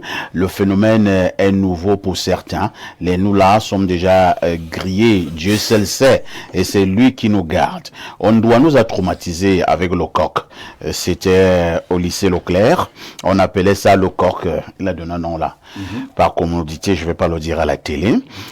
À l'époque, plus précisément, entre 2005 et 2007. Bref, sans transition, Kamto ne sera jamais président. Jamais. Oh là là. Vous allez du coq à l'âne là. Nous ne parlons pas de ça ici. Nous parlons de la faillite des entreprises. Alors, autre message ce matin. Alors, que disent ces téléspectateurs? Bonjour, parfait ici. J'espère que vous vous portez tous bien, vous et toutes les personnalités sur votre panel. J'ai une question pour vous ce matin. Est-ce que vous pouvez décrire une combinaison d'expertise en entrepreneuriat qui pourrait servir à la croissance exponentielle d'une entreprise pour qu'elle ne fasse pas faillite, et une combinaison d'expertise qui sert à mettre en œuvre des voies de secours au cas où l'entreprise fait faillite pour pouvoir la reconstruire de la manière la plus stratégique? C'est Joseph de Damas qui envoie cette préoccupation. Les experts sur le plateau, vous avez suivi la question? Bien sûr. Mais bon, Ibrahim, vous pouvez répondre. Oui, je dis d'abord. Oui, d'accord. Il faudrait d'abord que l'entreprise au départ ait été structurée, hein, parce que là nous parlons pour que la qualité scientifique soit mise en branle. Il faudrait qu'au départ on ait une structuration et là on restructure. On restructure. Ouais. Parce qu'il y a des choses qu'on appelle entreprise. Tu vois seulement les gens entrent au matin, ils sortent. Mais c'est pas. Donc, voilà. Oui, c'est que Joseph Zambo. Je voudrais ajouter un petit quelque chose. En principe, 90% des entreprises au Cameroun en démarrage sont déjà en faillite. Si on s'en tient à l'explication que M. Nibek nous a donnée. Lorsque nous lançons une entreprise, déjà, on n'a pas un fonds. Et il faut le savoir, on n'investit pas toujours dans une entreprise avec l'argent qu'on doit rationner à la maison et autres. Mais habituellement, c'est ce que nous faisons. Ça signifie que c'est tout ce qu'on a qu'on met pour mettre en place une activité. Et au début, il faut qu'on commence à manger parce qu'il ne faut pas mourir avant que l'entreprise commence à prospérer. Donc, même on est dans la feuille depuis le démarrage. Les locaux même que nous avons sont peut-être les locaux de quelqu'un qui nous a donné. Les premiers ordinateurs on les a loués quelque part. Si on n'a pas cette technique, cette stratégie... En même temps aussi, hein, parce que là, est-ce qu'il faut dire que lorsqu'on lance quand même une entreprise, on doit être réfractaire aux dons, on doit être réfractaire aux aides, on doit être réfractaire au soutien? Normalement, une entreprise bien structurée, à son démarrage, doit avoir des prérequis, des choses déjà bien implémentées, qui présentent donc la portée de la réussite de l'entreprise. Mais sauf qu'on est dans un climat qui ne nous permet pas, ou qui ne permet pas la majorité. La question de parfait, pas réfractaire, il y a des dons qui peuvent vous tuer. Je dis que si vous avez un jeune fonctionnaire qui gagne 125 000, vous lui offrez une voiture qui consomme 250 000, c'est un don, non? S'il conserve le don, là, il va mourir pauvre. Oui. Vous comprenez? Pour aller à la poste, 20 litres quoi? Vous voyez un peu, c'est un don qu'on vous a fait. Mais est-ce que ce don, vous le méritez? Est-ce que vous pouvez le gérer? Or, donner aujourd'hui à Parfait une voiture qui consomme 300 000 le mois, il peut la gérer. Donc, il faut faire attention. Un don peut venir. C'est un don. Mais est-ce que vous devez le prendre sous cette forme-là? Mais sauf que, quand on lance pour chuter, lorsqu'on lance un entrepreneur, déjà un esprit de savoir oser.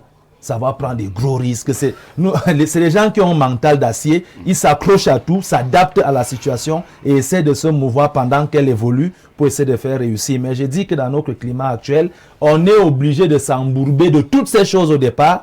On essaie de se mouvoir en fonction des évolutions et on navigue toujours entre la faillite et les bénéfices pendant bon nombre d'années avant de trouver son équilibre. Mais ce n'est pas tout le monde qui trouve l'équilibre. Mais on est dans un rêve où on se dit que si on tient le coup, on pourrait s'en sortir. Très bien. Merci Joseph. Il y a également Ibrahim qui voulait apporter une ou deux petites précisions. Oui, c'est très intéressant. Tout ce qui est dit, il cherchait les expertises qui peuvent lui permettre de ne pas faire faillite. Et le grand Blériot a insisté sur la nécessité à la base de structurer son entreprise. Parfait, ici, j'accompagne actuellement des entrepreneurs qui ont soumis une candidature pour récupérer des fonds d'un projet de la Banque mondiale. Et j'ai dû un tout petit peu les former dans le montage de leur business plan, leur expliquer ce que c'est. Et malheureusement ou heureusement, tous se sont rendus compte qu'ils n'étaient pas des entrepreneurs, mais des commerçants. Bien sûr. Quand je leur demandais des choses, ils ne pouvaient pas me répondre. Mais les commerçants sont les entrepreneurs. Mais les commerçants, non. Quand je parle de commerce, je parle de vente, je parle de ceci. Je vais te demander, donne-moi ton plan de performance, tu peux pas. Tu ne peux pas. Donne-moi ton plan de gestion de risque, tu peux pas. Donne-moi ta stratégie de distribution, tu peux pas. Quel est ton plan opérationnel, tu peux pas. J'analyse quoi? Je fais le diagnostic sur quoi? Je restructure quoi? Et donc la majeure partie des entrepreneurs justement ont la bonne volonté. J'encourage le fait qu'il faut oser, mais devraient au moins avoir des formations en gestion de projet, en montage de projet. Et quand je dis montage ou gestion de projet, je ne parle pas de montage de projet de quartier où on ne dit pas grand chose, où on fait la théorie à l'école. Très bien. Véritablement se faire former. Merci Ibrahim. Quelques préoccupations encore de nos vaillants téléspectateurs et téléspectatrices. Comment faire pour se procurer les livres de Monsieur Ibrahim? Je suis au Maroc. Comme je le connais très aimable, je suis sûr qu'il me fera un prix ou me donnera un code promo. Vous pouvez répondre, Ibrahim. D'accord, merci beaucoup aux téléspectateurs du Maroc. Je crois que ce livre va lui faire beaucoup de bien. Il fait beaucoup de bien à ceux qui l'ont. Il est devenu le chevet de quelques leaders qui n'en cessent de féliciter la qualité de l'ouvrage. Pour lui, le livre coûtera 10 000 francs. Je pense qu'il est symbolique. Parfait, si tu peux lui donner mon WhatsApp, ça me fera plaisir. Bien entendu. Et on verra comment lui faire parvenir l'ouvrage jusqu'au Maroc. Merci. Merci. Bonjour le plateau. Je suis jeune entrepreneur commerçant de vêtements et chaussures en ligne. Je m'apprête à lancer ma boutique physique d'ici le mois de juin et je pense à demander un emprunt d'argent de minimum 1 million à mon père, étant donné que j'ai déjà aussi 1 million pour me lancer. Au total, avec 2 millions, est-ce que c'est un danger de chute pour moi d'ici là? J'ai vraiment besoin de ce conseil car je suis un peu confus en écoutant l'émission ce matin. Notez bien, je voudrais prendre un prêt remboursable dans 1 ou 2 ans, le temps de trouver l'équilibre de mon activité, étant donné que c'est mon papa qui pourra me prêter cet argent. C'est Yannick Donkolbiswan. Bon, moi j'interviens. Oui. Si tu as un projet de frapper ton père, frappe. Non, ce que je veux dire, c'est que ne pense pas que c'est parce que c'est ton père qui va te prêter cet argent que la pression va être différente. Si tu es donc dans la perspective de rembourser, tu n'es pas encore en mesure de lancer cette activité-là. Pourquoi? Tu as encore à demander de l'argent pour la location du local seulement. Moi, je te conseille de continuer ton activité d'abord sans local, avoir une certaine assise avant de passer. Ce ne sera pas la seule source de dépenses, la location. Tu risques d'absorber tout ton argent avant d'avoir maîtrisé le marché. Oui, Ibrahim. Alors, l'une des choses que je vais lui dire, c'est que quand on a des grandes ambitions comme celle qu'il a, je le félicite pour ça. Bravo pour le projet de 2 millions. Mais il faut savoir qu'on peut segmenter un macro-objectif en des micro-objectifs, des objectifs de faible taille. Si tu as déjà pu mobiliser 1 million, on doit applaudir pour toi. Maintenant, si tu as 1 million, on ne parvient pas à produire 2 millions, c'est un problème. Ça veut dire qu'en réalité, tu n'as pas mis un système qui permet en sorte que les 1 million de ton papa soient en sécurité. Donc, travaille avec tes 1 million et produis 2 millions continue. Bonjour, Monsieur Parfait ici et bonjour aux meilleurs consultants du monde. Vraiment, merci beaucoup pour ce que vous faites pour les Camerounais. Je vous suis reconnaissant car vous abordez un phénomène sensible. Il faudrait surtout parler des entreprises ayopistes qui, pendant les grandes célébrations, le PDG promet des centaines de millions. Suivez mon regard. Je ne suis aucun regard. Passez une bonne journée. C'est Pierre Meba de Mvomoka. En fait, c'est quoi les entreprises le frère du chef de l'État? Les entreprises ayopistes? Moi, je ne sais pas. Je ne sais pas ce que veut dire ayopiste. C'est au ciel, les entreprises du ciel. Non. Les entreprises ayopistes, il veut dire que ce sont des entreprises qui appartiennent au système. Voilà, c'est ça les entreprises ayopistes. Parce que quand on parle de Paul Biya, on dit ayop. Donc c'est ayopiste, c'est en haut. Oui, docteur Ekoto. Parfait, je voudrais juste apporter un élément. Il y a un téléspectateur qui vient de nous interpeller là. Je dis, c'est Ibrahim qui a dit quelque chose. Lorsque tu veux faire dans l'entrepreneuriat, il faut d'abord avoir une structuration. Tout à fait. En informatique, lorsque vous mettez sur pied un système, vous prévoyez ce qu'on appelle un backup, un système de sauvegarde. Dès que ça clash, tu peux tout de suite renaître de tes cendres. Donc, en entrepreneuriat, lorsque tu t'engages même déjà, tu dois déjà prévoir un plan de restructuration qui est dormant là et que tu dois ajuster en fonction de ce que le marché est en train d'apporter comme élément nouveau. J'ai un autre souci. C'est vrai que Blériot l'a dit, peut-être il n'est pas allé en profondeur. Peut-être on va aussi faire même une émission dessus cette affaire de restructuration. J'ai eu l'impression depuis quelques années qu'il y a eu certains chefs d'entreprise qui ont utilisé le vocable dans leur entreprise. Bon, nous mettons l'entreprise en restructuration. C'est-à-dire, c'est comme si c'était du snobisme. C'est comme si... je veux bien comprendre. Alors, est-ce qu'on restructure ce qui n'a pas d'abord été structuré? Voilà pourquoi j'ai dit scientifiquement, et Blériot l'a très bien dit, tu ne peux pas t'engager en entrepreneuriat sans faire un schéma scientifique du processus entrepreneurial. Comme le disait aussi Ibrahim. Oui. Tu dois savoir que lorsque j'ai déjà une cote d'alerte qui atteint tel seuil, je dois déjà prévoir la restructuration. Et la restructuration commence par quoi? Baisser le train de vie de la structure. Revoir les postes qui ne sont utiles. Il faut d'abord identifier le problème, le pôle. Oui. Parce que l'entreprise, elle est grande.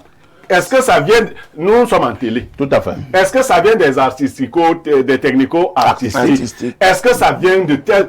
D'où vient le problème? Cela suppose, si tu es un entrepreneur, que tu sois capable d'évaluer ton entreprise de temps en temps. Est-ce que les machines fonctionnent? Mais si tu ne fais rien, tu dis que tu fais la restructuration de quoi? Puisque dans ce genre de cas, qu'est-ce qu'on voit souvent? On prend les mêmes, on recommence comme on était. Restructurer. Ou alors on flingue 2 ou 3 personnes. Oui. En fait, je voulais faire simple, parfait, pour comprendre le terme restructurer. Oui, on fait comme au village. J'ai une situation qui est en train de m'échapper. Tout ce qui ne m'est plus utile, je balaie. Comme a dit chanter quelqu'un. Oui, alors, un chanteur. Je balaie. Je reste avec ce qui est productif et ce qui ne me coûte pas cher à la production, qui peut maintenant remonter, n'est-ce pas, le flot d'entrée de l'argent. Joseph Zambou, lorsque nous parlons de ces entreprises à un moment donné qui tombent en faillite, est-ce que nous n'allons pas nous dire que pour le cas du Cameroun, prenons seulement le cas du Cameroun, sous 100 entreprises, si nous voulons rester scientifiques, comme nous le faisons ce matin, au moins 80 vont inéluctablement à la faillite au regard de leur fonctionnement. Oui, ça c'est sûr. C'est pour ça que j'ai même dit que la plupart des entreprises au démarrage sont déjà en faillite. En faillite? Parce qu'on vit au jour le jour. Et encore que lorsqu'on parle de faillite ici, pour y remédier, on parle de régressement.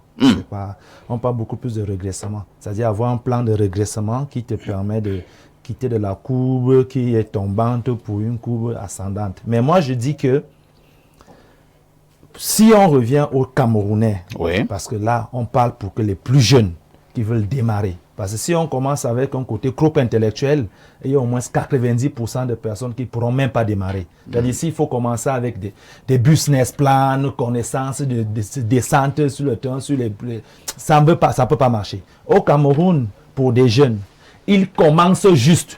C'est-à-dire ils démarrent juste. Je veux faire le champ d'ananas ou de banane. Ils commencent juste à faire. À partir des échecs, tout le monde tire ses conclusions. Il n'y a pas une école pour être DG dans une entreprise au Cameroun. Il n'y a pas une école pour savoir diriger son entreprise. Et encore que ceux qui sont plus intelligents sont les employés de ceux qui sont moins intelligents. La remarque de l'entrepreneuriat, ça a toujours été comme ça. Et c'est la raison pour laquelle ceux qui réussissent beaucoup sont ceux qui ne travaillent pas trop le côté intellect, accro-analysé. Ce sont plutôt ceux qui travaillent sur des analyses concrètes. C'est-à-dire, voilà mon entreprise au sol. Qu'est-ce qui ne va pas? Il prend donc les intelligents. Vous maintenant faites les analyses. Lui s'assoit et dit, bon, avec la sagesse que je suis né avec moi, je pense que... Donc moi, je peux dire que les jeunes aujourd'hui doivent savoir que le climat est difficile. On ne peut pas lancer une entreprise au Cameroun avec toutes les prédispositions, sauf si vous aurez des emprunts bancaires, des prêts, autres. Ça reste encore un mythe pour le moment. Démarrez avec toutes les faiblesses possibles que vous pouvez avoir. Donc vous êtes dans la logique de démarrer d'abord. Il faut démarrer parce que plusieurs vont démarrer, il y aura une majorité de personnes en essai qui s'essaient chaque jour. On aura des brebis qui vont de temps en temps se positionner et à partir de là, cela serait aussi une préoccupation importante même pour les politiques publiques. Parce qu'on en aura plusieurs personnes qui sont en essai. Très bien. On vous a bien compris. Hein? C'est vrai qu'on peut encore créer un autre débat sur cette affaire de démarrer d'abord. Même si après on échoue, on tire les leçons. La logique du démarrer d'abord. Oui, entre avoir ceux qui ne foutent rien et ceux qui essaient. Nous sommes deux sur le plateau qui souffrons de démarrer d'abord. Nous avons dit que nous venons former les jeunes. Nous ne pouvons pas les former et leur dire qu'ils peuvent travailler sans être formés. Vous voyez, on essayait d'expliquer à Claudia seulement le call box. Que le call box, si tu fais seulement le call box, tu ne peux pas t'en sortir. Il faudra greffer, ainsi de suite. Peut-être même, à la limite, tu vas même atteindre les petits bijoux des femmes et autres. Il faudra cibler. Si on va plus loin, on ne place pas un call box n'importe où. Choisir l'endroit. Il faut choisir l'endroit. Vous voyez que c'est toujours une étude de marché. Est-ce que les gens de cette zone-ci... Si j'arrive dans un endroit et il y a 50 colbox, moi aussi, je viens créer le 51e colbox. Non, peut-être même que ça peut être le meilleur endroit. Parce que si je suis je prends le cas du Cameroun, je suis au marché central. Même si on s'aligne comme ça, la population qui passe au marché central fait qu'il y a 10 personnes qui veulent être ici dans ce colbox. Mais tu peux aller dans un endroit où tu es seul et où il n'y a jamais personne. Tu t'enfonces aussi là-bas. Donc, on va t'enseigner les techniques d'études du marché, même si tu ne sais pas écrire ça. Maintenant, quand vous dites, par exemple, démarrer d'abord, il faut faire attention. Et vous avez choisi, par exemple, l'agriculture. Moi qui suis agriculteur, je dis souvent, faites attention. Démarrer d'abord où? Chez qui? On a dit dernièrement ici que les jeunes ont des problèmes, par exemple, avec la question foncière. Si je te conduis dans mon village, je te dis allons faire le champ. Beaucoup ont fait ça. Quand on finit de faire le champ, mon vieux grand-père sort il vous dit que je ne veux plus vous voir ici. Tu as bien investi. Je ne veux plus vous voir. On peut avoir les ABC en cours de chemin. Bien entendu. Non, dites-leur, c'est un peu comme si vous disiez aux gars qui veulent conduire la voiture, allez entrer, prenez le volant. Non. Dites-leur qu'il y a un minimum. Même si tu ne peux pas aller à l'auto-école. Au moins qu'un chauffeur à être formé, il t'amène au stade, il te fasse asseoir. Mais si tu lui dis que dès que tu vois une voiture, prends les clés, démarre d'abord. Tu imagines ce qu'on peut trouver en route? Effectivement, il y a des gens. Ça signifie que moi je ne me fais pas comprendre. Peut-être. L'esprit entrepreneurial demande d'oser et de faire. Osez jusqu'où? Est-ce que tu n'as pas appris à conduire, tu vois une voiture, tu mets Non, les clés. là je parle de l'entrepreneur. Monsieur Niamey, Non, il y a deux types de personnes en Oui. entrepreneuriat. Oui. Il y a ces gens qui ont eu de gros calepins, les gros documents, qui ont passé 50 ans de faire des analyses et de tout préparer, de faire des formations et autres. Et il y a aussi ceux-là, parce que si vous aurez expliqué à une personne qui a déjà fait le callbox et a échoué, comment fonctionne le callbox, la personne apprend en 30 secondes. Mais entre celui qui a toujours eu un projet de faire un callbox, attend le bon moment, les bonnes prédispositions, les bonnes formations, celui-là ne va jamais entreprendre. Très bien. On va continuer. Avant de repasser la parole au docteur Ekoto, je passe la parole à Ibrahim. Je suggère que nous puissions continuer sur le thème qui nous intéresse ce matin.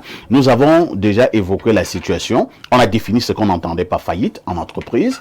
On a évoqué les raisons qui conduisent presque inéluctablement à la faillite lorsque nous parlons des entreprises. Maintenant, l'autre aspect que je voudrais que nous puissions aborder avec un peu plus d'efficacité est cet aspect qui voudrait que si j'ai donc créé une entreprise, je suis donc tombé, donc je suis en faillite.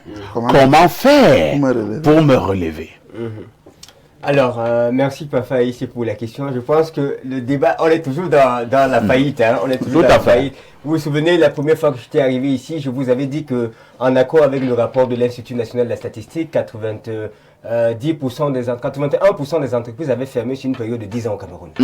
C'est alarmant. C'était très alarmant, c'est toujours alarmant parce que justement, il faut les deux. Il faut les deux. Je suis un entrepreneur qui a fermé 3 entreprises et je suis fier de les avoir fermées après avoir appris tout ce que j'ai appris. Quand j'ai voulu me lancer, j'ai commencé. Mais ça m'a coûté beaucoup de ne pas me faire accompagner ou de ne pas savoir quelle est la route qu'on doit emprunter. Aujourd'hui, j'ai compris que l'entrepreneuriat, c'est pas le commerce, c'est pas que j'ai acheté ici, je vends. Ça ne se limite pas qu'à ça. Il y a plusieurs autres acteurs qui tournent autour. Je me suis fait former pour être meilleur, pour arriver même au niveau international.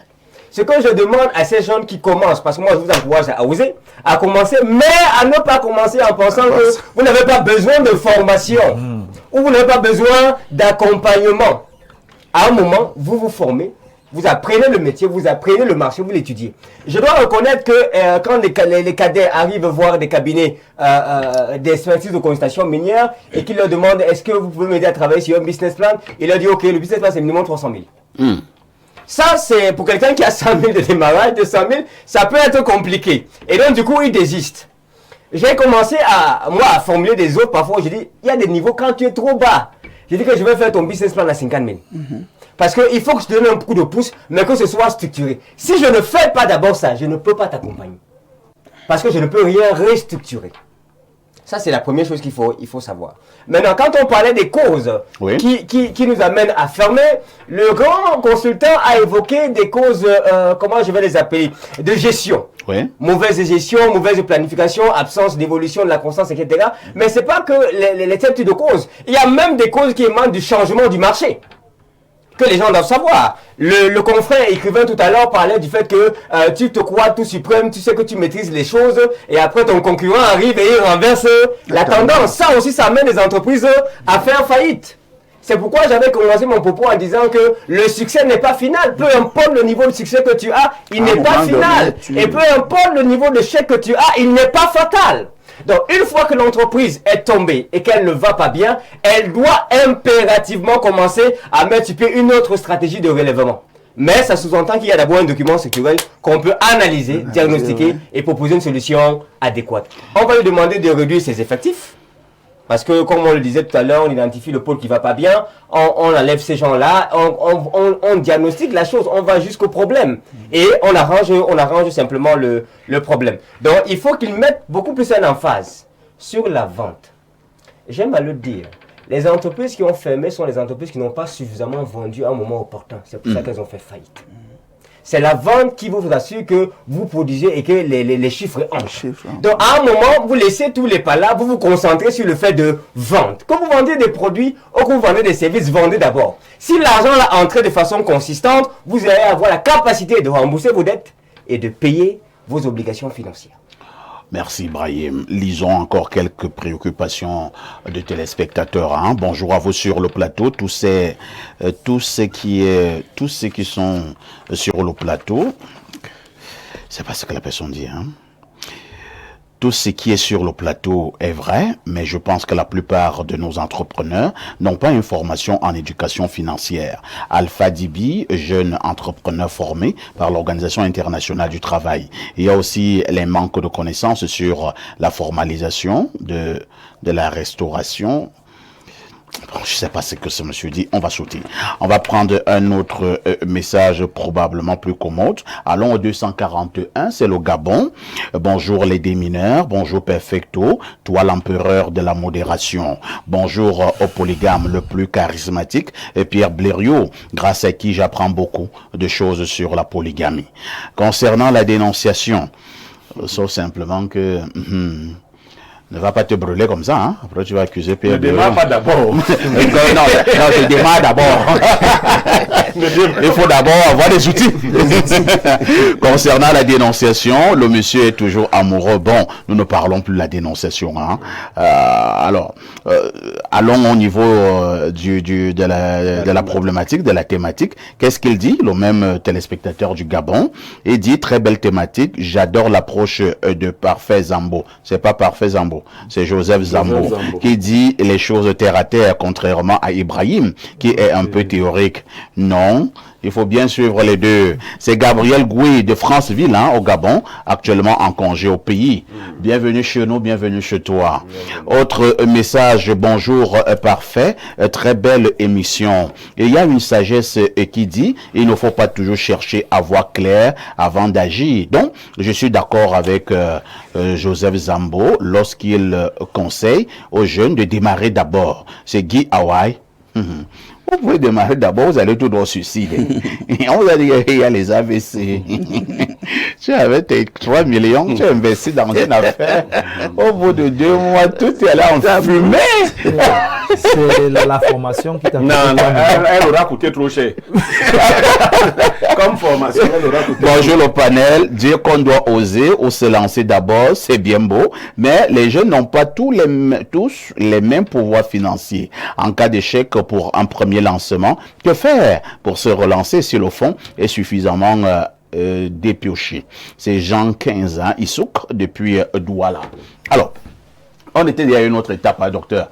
Nous étions à l'étape qui consistait à voir comment relever une entreprise qui est tombée. Oui. Bon, avant d'aller vers les... On peut dire, après, nous sommes au traitement. Tout à fait. Je voudrais un peu rebondir sur... le démarrer d'abord. Le démarrons d'abord. Oh là là, on ne va pas évoluer, hein. S'il te plaît, s'il te plaît, tu vas comprendre pourquoi je voudrais revenir dessus. L'entrepreneuriat intuitif, ça existe. On ne peut pas refuser. Mais sauf que, dans leur façon de faire, ils le font à la traditionnelle. Quand quelque chose ne marche plus, j'abandonne. Les grosses structures qui fonctionnent à l'entrepreneuriat intuitif ont un problème. Et nous tous ici, nous le savons. Premièrement, c'est les gens qui trichent sur le personnel. On n'engage jamais le personnel. Ils sont toujours des temporaires, des gars qui font à l'essai. On ne les paye jamais. On ne déclare pas la CNPS. Ils ont des salaires vraiment de Les impôts ne sont pas payés. Les impôts ne sont pas payés. Et Néo, on ne gère pas. Le loyer, on jongle toujours. Et parfois, ils ont une autre structure, ils ont une autre stratégie. Ils font tout pour rester à 11 mois de salaire. C'est-à-dire que le salaire de janvier, on le paye vers le 10 février. Le salaire de février, on le paye vers le 3 avril. Il a déjà bouffé 1 mois. Le salaire d'avril, il cherche comment il peut le gérer en juin. C'est un chef d'entreprise voyou. Non. Et voilà quelqu'un, lorsque le redressement arrive, on lui dit, monsieur, donnez-nous la situation de votre entreprise. Il fait une boutique. Vous comprenez? Il fait une boutique. Il les voit à l'échec. Parce que il jouait aux équilibristes. Et l'entreprise, on ne triche pas avec. Très bien. Maintenant, on évolue. Bon. Le cas des entreprises tombées, est-ce que... Bon, je vais même encore compléter la question. Hein. Est-ce que toutes les entreprises qui sont tombées peuvent être relevées?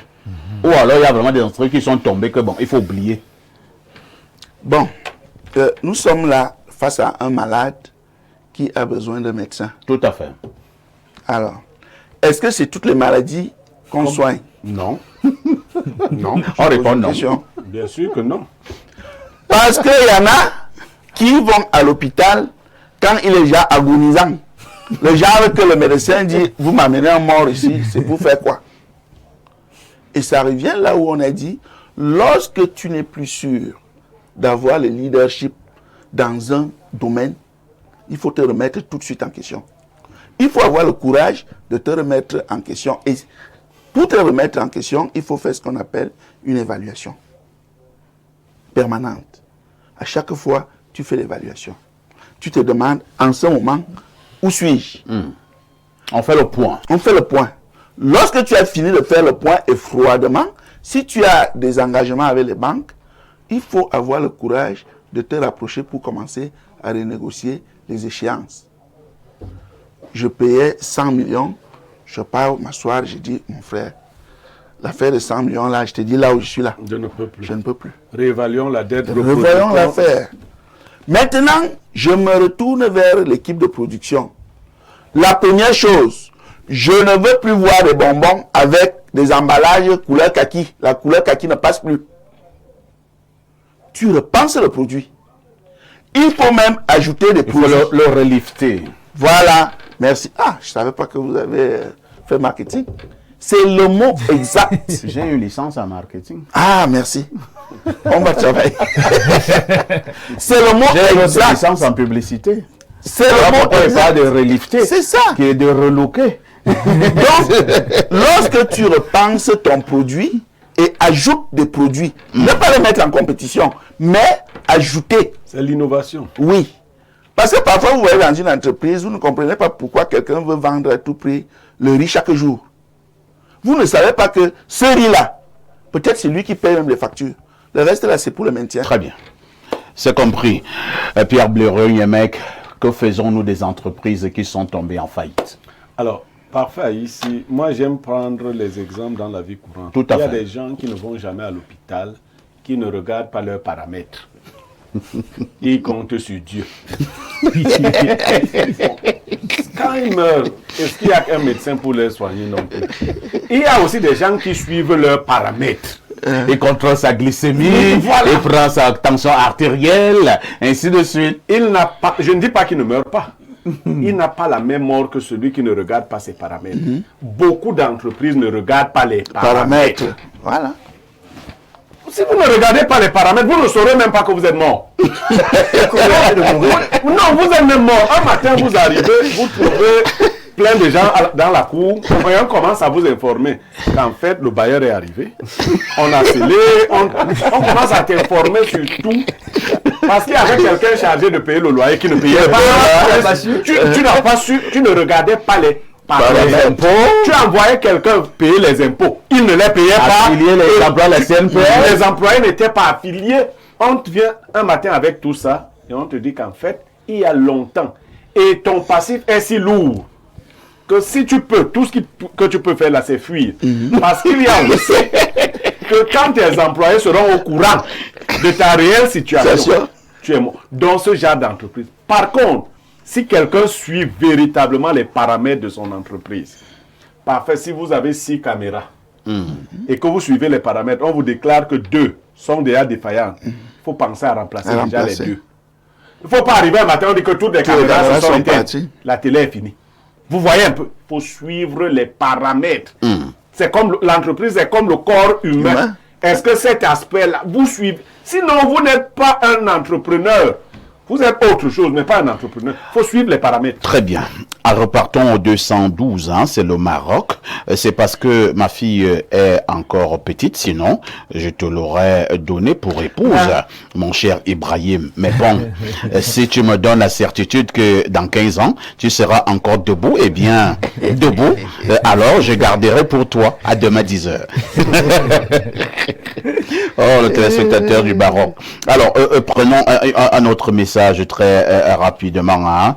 Alors, quelqu'un me dit ici, parfait, tu n'aimes pas lire mes messages. Oh, pas du tout. Je n'ai aucun problème avec un téléspectateur. Hein.